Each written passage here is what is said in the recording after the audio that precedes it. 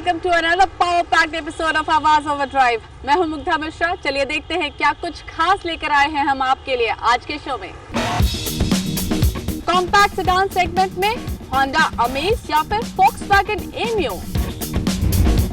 Mahindra Bolero 1 lakh रुपए हुई सस्ती, देखिए इसकी एक्सक्लूसिव टेस्ट ड्राइव। वॉल्वो ने लॉन्च की हाइब्रिड एसयूवी। Hyundai लेकर आ गई है i20 का ऑटोमेटिक वेरिएंट। और हमारे एक्सपर्ट 2000 बताएंगे 1 लाख रुपए में बेस्ट बाइक कौन सी है। 150 सीसी जो 17 bhp निकालती है और बहुत सारे उसके अंदर फीचर्स भी हैं। एक तो फुल फेयरिंग है उसके अंदर। It's a very sporty bike, again inspired from the racing track. Compact sedan segment या फिर सब 4 मीटर सेडान सेगमेंट काफी पॉपुलर है और अगर आप भी इस सेगमेंट में गाड़ी खरीदने की सोच रहे हैं तो होंडा अमेज और हाल में ही लॉन्च हुई फोक्सवैगन एमियो जरूर होगी आपके लिस्ट में।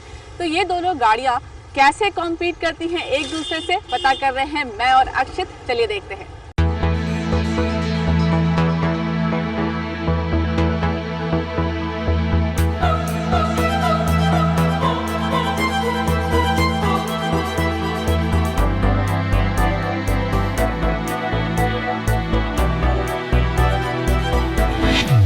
इंडियन कार मार्केट इतना खास है कि कुछ सेगमेंट सिर्फ इंडिया के लिए क्राफ्ट किए गए हैं और उनमें से एक है सब 4 मीटर सेडान सेगमेंट। इतना सक्सेसफुल है ये सेगमेंट कि फाइनली फोक्सवैगन को इस सेगमेंट में एमियो लेकर आना ही पड़ा। लेकिन ये कार कितनी सक्सेसफुल होगी ये बात इस पर डिपेंड करती है कि कितनी कॉम्पिटिटिव है और इसीलिए आज हम इसे कंपेयर कर रहे हैं one of the more successful cars of this segment Honda amaze से।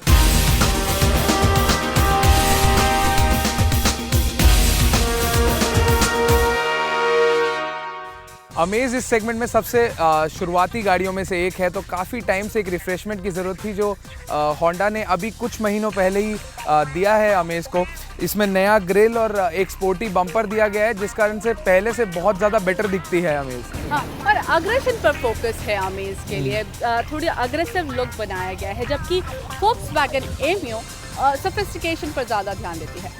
फोक्सवैगन की जो फैमिली का एक लुक है वो आपको एमियो में भी मिलता है एंड अगेन यहाँ पर वो सोफिस्टिकेशन पर ही ज़्यादा ध्यान देते आए हैं।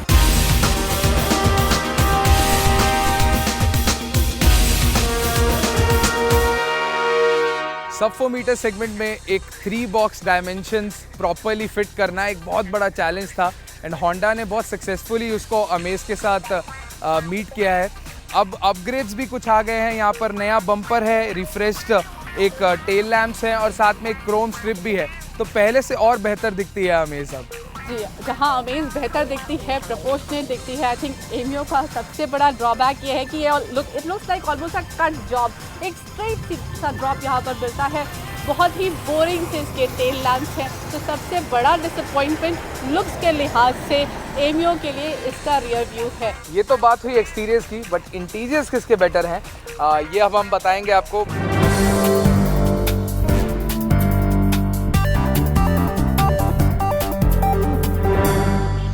पुराने अमेज के इंटीरियर्स और नए अमेज के इंटीरियर्स में उतना ही फ़र्क है जितना दिन और रात में। मैडम के पास ऑलरेडी पुरानी अमेज है तो वो बता सकती हैं ज़्यादा कि कितना फ़र्क आया है। और वो फ़र्क बहुत ज़्यादा है। पुरानी अमेज में जो मुझे बात सबसे ज़्यादा बुरी लगती है वो है उसके इंटीरियर्स, और अब के अमेज के इंटीरियर्स काफ़ी अच्छे हैं। टच एंड फील बेहतर है, सिल्वर का इस्तेमाल टेस्टफुली किया गया है, यहाँ एसी वेंट का लुक को एनहांस करते हैं। डैशबोर्ड काफ़ी नीट एंड क्लीन बनाया है। पुरानी अमेज के टॉप वेरिएंट में आपको एक टच स्क्रीन मिलता था और वो काफ़ी अनरिस्पॉन्सिव था, जो इस अमेज में नहीं है and that's a good thing. Even AC का जो डिस्प्ले है बहुत ही साफ सुथरा है। सामने जो आपको स्पीडोमीटर टैकोमीटर मिलता है वो अब काफ़ी कुछ सिटी से रिजेंबल करता है।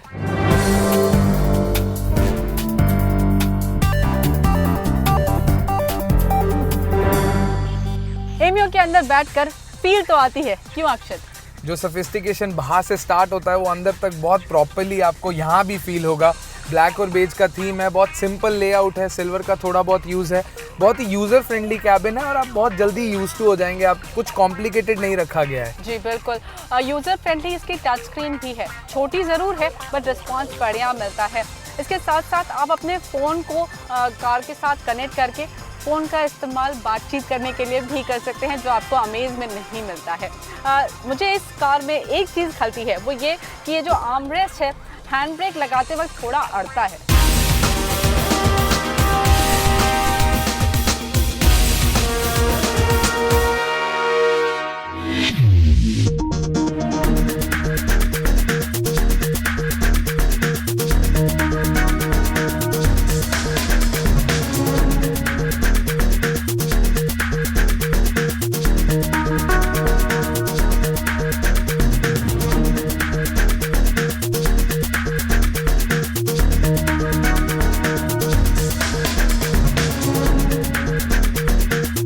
Honda Amaze एक सिटी कार है और इसका इंजन उसको बिल्कुल सूट करता है। काफ़ी सॉफ्ट हैंडलिंग है, काफ़ी सॉफ्ट फील भी होती है आपको। स्टीयरिंग सिटी में ट्रैफिक में इस्तेमाल करने में काफ़ी आसान है, बढ़िया रिस्पॉन्स देता है। साथ ही इंजन में आपको 1.2 लीटर 4 सिलेंडर इंजन मिलता है, जिससे काफ़ी रिफाइंड आउटपुट आपको मिलेगा compare to other cars. Specially Ameo भी चलाकर देखिए, एमियो जो आपको काफ़ी स्टेबल परफॉर्मेंस देती है, अमेज का परफॉर्मेंस काफ़ी पेपी है। It's quite a peppy engine. जैसे ही आप गियर चेंज करते हैं और एक्सीलरेटर पे पैर रखते हैं, आपको काफ़ी बढ़िया आउटपुट मिल जाता है। एक चीज़ जो थोड़ी नेगेटिव है वो ये कि केबिन में नॉइज़ काफ़ी ज़्यादा है। रोड की जो नॉइज़ है वो काफ़ी ज़्यादा सुनाई देती है, जिस पे शायद थोड़ा वर्क किया जा सकता है। वो थोड़ा कम हो तो आपका जो केबिन के अंदर बैठकर गाड़ी चलाने का फील है वो और बढ़ जाए।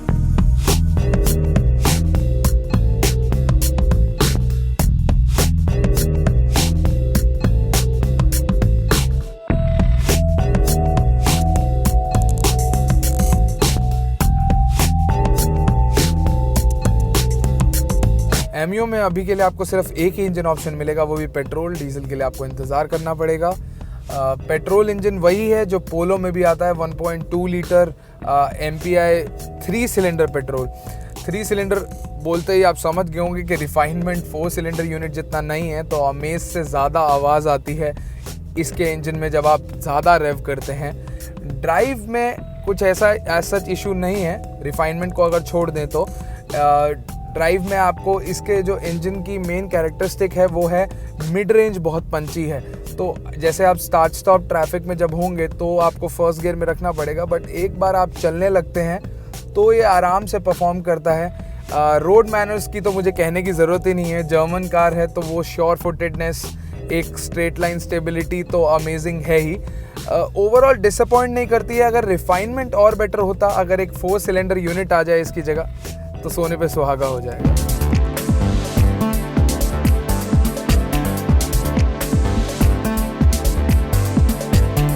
इन सब पैरामीटर्स के बाद अब देख लेते हैं कि इन दोनों कारों में कीमत के मामले में कौन किससे आगे निकल जाता है। होंडा अमेज की मुंबई में एक शोरूम कीमत 5,83,000 से 8,90,000 रुपए के बीच है, जबकि फोक्सवैगन एमियो की कीमत 5,13,000 से 6,91,000 रुपए के बीच है। यानी कीमत के मामले में एमियो बाजी मार लेती है। वैसे फीचर्स तो एमियो में बहुत सारे हैं, लेकिन परफॉर्मेंस अमेज की भी कम नहीं है। तो चलिए हम लेते हैं यहाँ पर एक छोटा सा ब्रेक, और ब्रेक के बाद आपको दिखाएंगे देश में सबसे ज्यादा बिकने वाली एसयूवी का नया अवतार।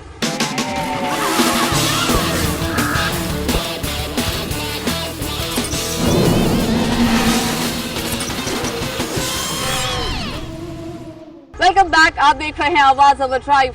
देश में एसयूवी सेगमेंट की मार्केट लीडर है महिंद्रा एंड महिंद्रा, और जो एसयूवी वो सबसे ज्यादा बेचते हैं वो है बोलेरो। और बोलेरो को ज्यादा प्राइस अट्रैक्टिव बनाने के लिए कंपनी इसका सब 4 मीटर वर्जन लेकर आ गई है। नाम दिया है पावर प्लस। तो कैसी है ये नई बोलेरो, बता रहे हैं मेरे सहयोगी कुमार संजय।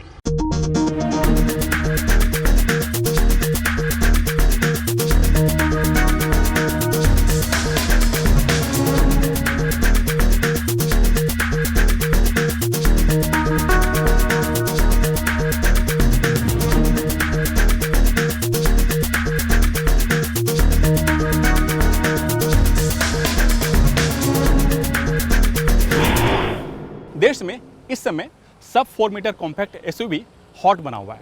कुछ साल पहले फोर्ड की इकोस्पोर्ट धमाल मचाई थी। इस वक्त मारुति की विटारा ब्रेजा छाई हुई है। लेकिन महिंद्रा एंड महिंद्रा इस सेगमेंट में काफ़ी अग्रेसिव है। कंपनी के पहले से 3 प्रोडक्ट बाजार में मौजूद हैं, TUV 300, QUV 100 और तीसरा नुवो स्पोर्ट। लेकिन कंपनी अब एक और प्रोडक्ट लेकर आ रही है, वो है बोलेरो का कॉम्पैक्ट वेरिएंट। जी हाँ, सब 4 मीटर कार, और वो है बोलेरो पावर प्लस।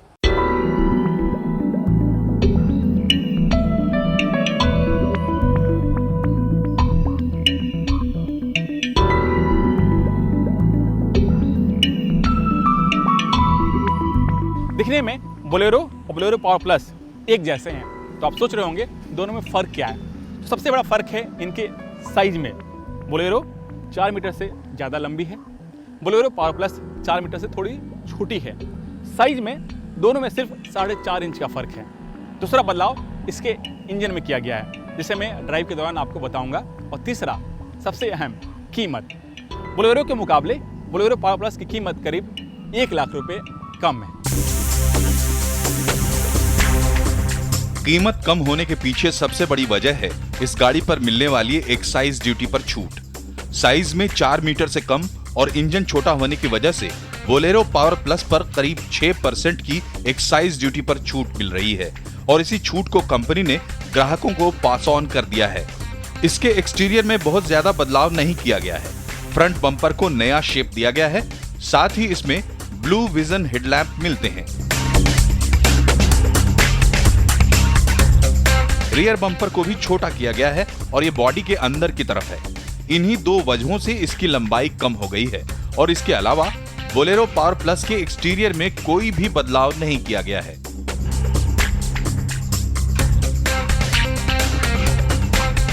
साइज में बोलेरो पावर प्लस जरूर सब 4 मीटर है, लेकिन इसके इंटीरियर स्पेस के मामले में कोई भी कमी नहीं की गई है।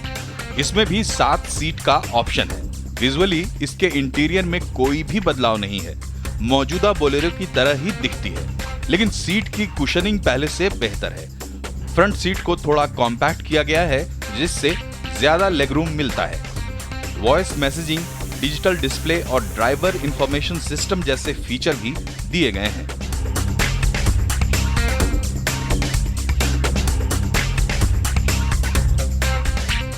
इन सारे फीचर के अलावा इसके गियर नॉब की हाइट को थोड़ा सा बढ़ाया गया है, जिससे अब गियर लगाना आसान हो गया है। म्यूजिक सिस्टम में अब आपको ब्लूटूथ इनबिल्ट है।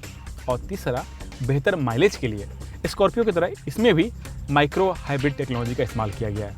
लेकिन सवाल उठता है कि इसकी परफॉर्मेंस कैसी है, तो चलिए मेरे साथ वो भी चला कर देख लेते हैं।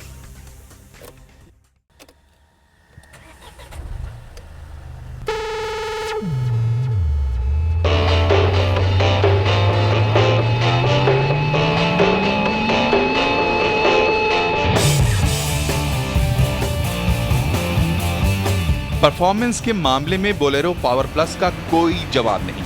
इसको चलाने पर लगता नहीं है कि आप बोलेरो चला रहे हैं। बोलेरो के इंजन से जो आवाज आती थी वो इसमें नहीं है, और ये सारा कमाल इसमें लगे नए इंजन से हुआ है।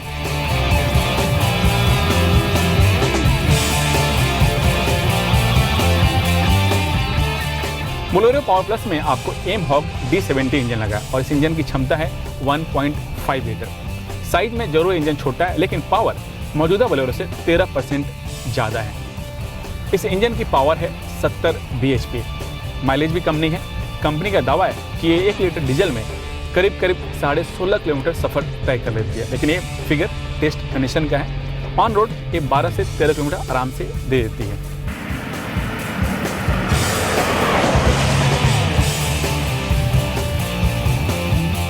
कंपनी ने इसके 3 वेरिएंट लॉन्च किए हैं, SLE, SLX और इसका टॉप वेरिएंट ZLX। और कंपनी टॉप वेरिएंट पर 3 साल की वारंटी भी दे रही है। अब आप इसकी कीमत जान लीजिए। पुणे में बोलेरो पावर प्लस की एक्स शोरूम कीमत 6,58,000 से 7,53,000 रुपए के बीच है। चलिए अब रुक करते हैं ऑटो वर्ल्ड की खबरों की तरफ। आपकी ड्राइव को और आसान बनाने के लिए Hyundai लेकर आ गई है i20 का ऑटोमेटिक वेरिएंट। वहीं वॉल्वो ने XC90 का हाइब्रिड वेरिएंट लॉन्च करके इस सेगमेंट में नए बेंचमार्क सेट कर दिए हैं। This is the first vehicle in India to be launched with radar technology.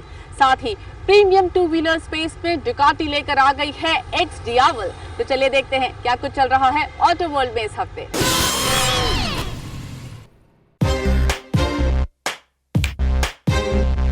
देश में ऑटोमेटिक गाड़ियों की मांग को देखते हुए Hyundai मोटर्स ने i20 का ऑटोमेटिक वेरिएंट लॉन्च कर दिया है। Hyundai i20 की मुंबई में एक शोरूम कीमत 9,42,000 रुपए के बीच है। ऑटोमेटिक गियर का ऑप्शन सिर्फ i20 की पेट्रोल वेरिएंट में ही कंपनी दे रही है, और वो भी 1.4 लीटर इंजन क्षमता के साथ जो 100 bhp पावर जनरेट करता है। ये ऑटोमेटिक गियर 4 स्पीड गियर तकनीक पर काम करता है। Hyundai i20 ऑटोमेटिक का सीधा मुकाबला मारुति बलेनो से है।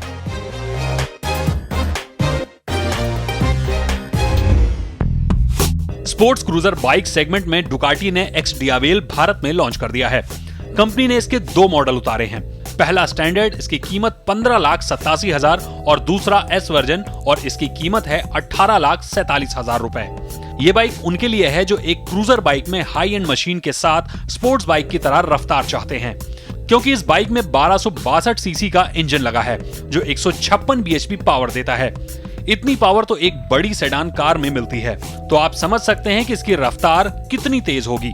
कंपनी ने इसकी बुकिंग लेना भी शुरू कर दिया है। डुकाटी एक्स डियावेल का मुकाबला Triumph rocket 3, Harley Davidson we-road जैसी बाइक से है।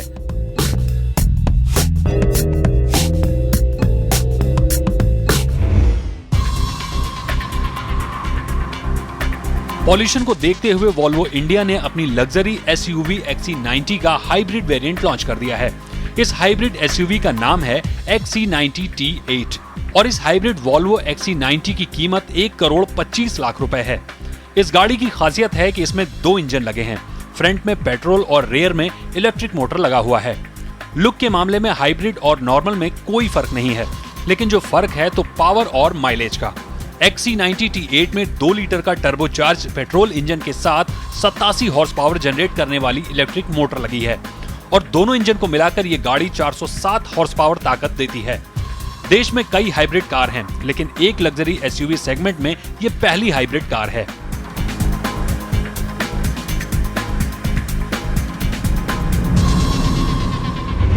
Let's take a short break और ब्रेक के बाद हमारे साथ होंगे हमारे ऑटो एक्सपर्ट टूटू धवन। बताएंगे आपको 1 लाख रुपए के बजट में कौन सी है बेस्ट बाइक। साथ ही देंगे आपके बाकी सवालों के जवाब जो आप हमें आवाज ओवरड्राइव के ऑफिशियल फेसबुक पेज पर भेजते हैं। बने रहिए।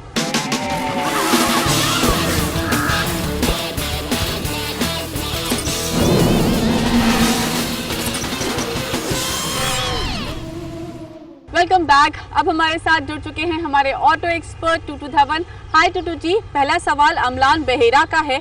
ये यामाहा SGX चला रहे हैं अभी, इनके पास 1 लाख का बजट है। जानना चाहते हैं कौन सी बाइक खरीदे, क्या यामाहा ही खरीदे या फिर TVS या फिर होंडा की कोई बाइक ये कंसिडर करें।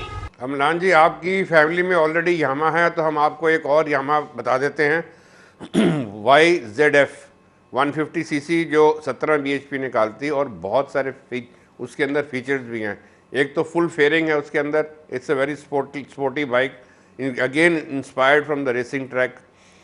और दूसरा फ्यूल इंजेक्टेड है, लिक्विड कूलिंग है, आगे और पीछे दोनों में डिस्क्स हैं और मोनोक्रॉस लिंक्ड सस्पेंशन है पीछे की। फ्यूल एवरेज थोड़ी सी कम है, 35 से 40 किलोमीटर देती है, but I think it's great value for money in terms of आपको जो परफॉर्मेंस मिलती है उसकी, that's great. So that compromise आपको फ्यूल के साथ थोड़ा करना पड़ेगा, but it gives you a very sporty bike. Harish is planning to buy his first car. Budget रखा है इन्होंने 6 लाख का। जानना चाहते हैं क्या मारुति स्विफ्ट खरीदना एक बेहतर ऑप्शन है या फिर कुछ और कंसिडर करें। हरीश जी, बिल्कुल लेनी चाहिए। ये पहली गाड़ी है जो हैचबैक लेके आई थी मारुति इस सेगमेंट के अंदर, और अभी तक ये लीडर है अब इस सेगमेंट की। 1.2 लीटर इंजन के साथ 83 bhp निकालती है। कंपनी का फ्यूल एवरेज का दावा 20 किलोमीटर का, जबकि आपको 14-15 किलोमीटर बड़े आराम से दे देती है in town driving in spite of traffic conditions. और आफ्टर सेल सर्विस का मुकाबला कोई नहीं। Cost of ownership is almost negligible and resale value is the maximum Maruti के प्रोडक्ट्स की, और 5 लाख से शुरू होती है और 6.64 लाख तक जाती है। It's a great vehicle with modern features. आजकल अब तो काफ़ी उसमें ग्राफिक्स एंड अट्रैक्टिव चीज़ें भी आनी शुरू हो गई। उम्मीद है आपको आपके सवालों के जवाब मिल गए होंगे। आवाज ओवर ड्राइव के ऑफिशियल फेसबुक पेज पर आप अपना ऑटो से जुड़ा कोई भी सवाल हमसे पूछ सकते हैं। Till we meet again, drive safe, enjoy your ride and keep watching CNBC Awaaz. Bye bye.